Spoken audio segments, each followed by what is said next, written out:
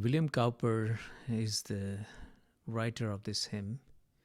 He was born on 26 November 1731 in Berkhamsted, Hertfordshire, where his father John Cowper was rector of the Church of St. Peter. He and his brother John were the only two of 7 children to live past infancy. His mother's death troubled him deeply and was the subject of his poem On the Receipt of My Mother's Picture, which he wrote more than 50 years later.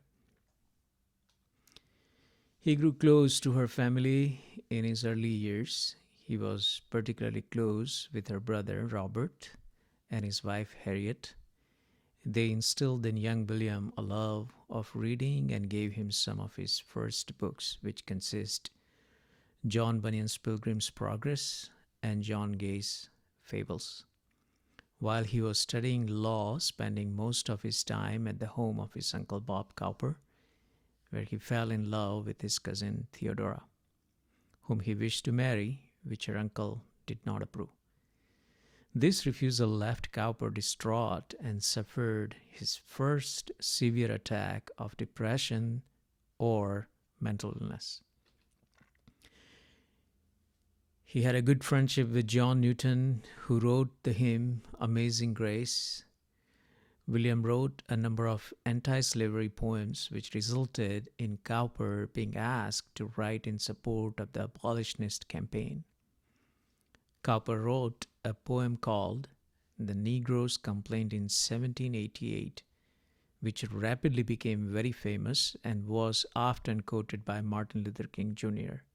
during the 20th century civil rights movement.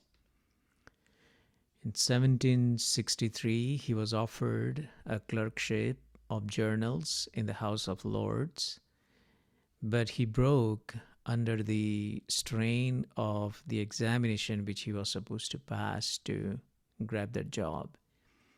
He experienced a period of depression and insanity. At this time, he tried 3 times to commit suicide and was sent to Nathaniel Cotton's asylum at St. Albans for recovery.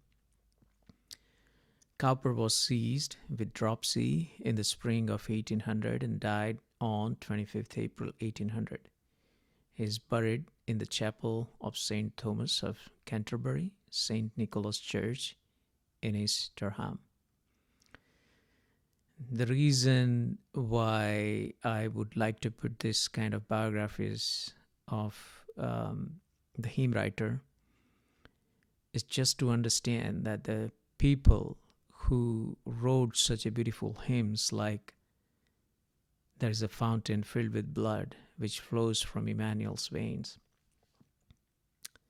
they suffered in this life, and that's the normality of life. And I just want to put it out, this kind of biography, so the listeners understand, the Christians understand that the Christian life may be filled with troubles. If you have become, or if we have become Christians, so that we may have the life trouble-free, then it's a great mistake, I believe. And that's what not God ever has promised. If we have peace and if we have peaceful time in our life, praise God, nothing against it. But remember that the Christian life is a battle, it's a fight, there is a bloodshed, there is troubles. And the people like William Cowper is a good example. So let's listen to the song. There is a fountain filled with blood drawn from Emmanuel's vein, and sinners plunge beneath that blood, lose all their guilty stain, lose all their guilty stains, lose all their guilty stain, sinners plunge beneath that flood, lose all their guilty stain.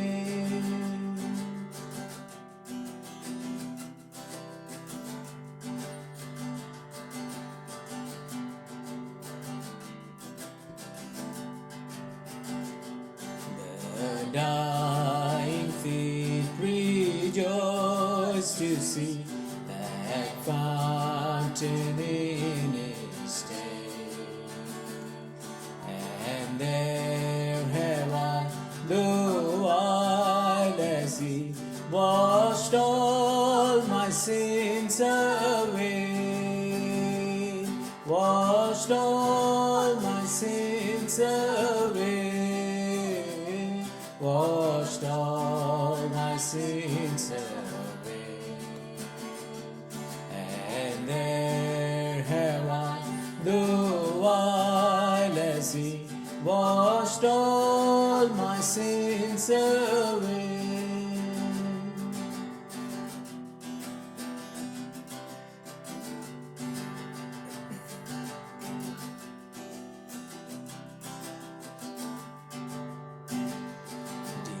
Dying Lamb, thy precious blood shall never lose its power, till all the ransomed church of God be saved to sin no more, be saved to sin no more, be saved to sin no more.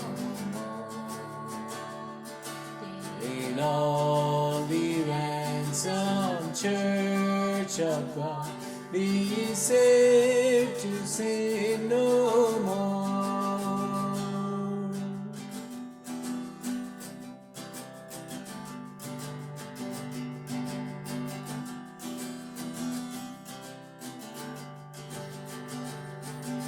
And this poor lisping stammering tongue lies silent in the grave, than in a nobler, sweeter song I'll sing thy part to sing, I'll sing thy part to save, I'll sing thy part to save, than in a nobler, sweeter song I'll sing thy part to sing.